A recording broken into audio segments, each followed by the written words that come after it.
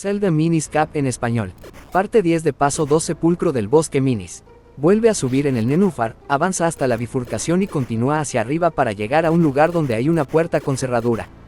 Abre la puerta y cruza las zonas de agua usando las setas. Hay algunas setas que tendrás que atraer con el jarrón mágico ya que estarán al otro lado del agua y llegarás a un cofre que contiene la llave grande.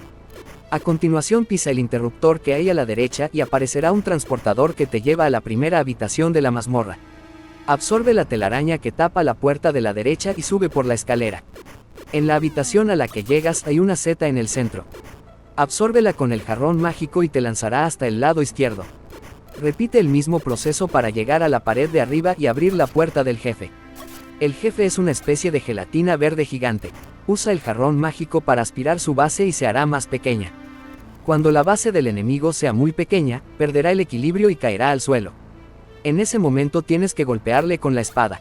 Repite este proceso varias veces y le vencerás. Tras destruirle conseguirás el elemento de tierra. También aparece un contenedor de corazón y un transportador que te lleva al exterior. Después vuelve a hablar con el anciano de la comunidad Minis y te dirá que para continuar tienes que visitar el monte Gongol, donde encontrarás a un Minis llamado Melta.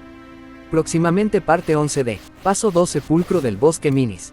Te invito a suscribirte para mantenerte informado. De igual forma, si te interesa el análisis de algún videojuego puedes darte una vuelta por el canal. Si buscas un poco puedes encontrar tu videojuego favorito.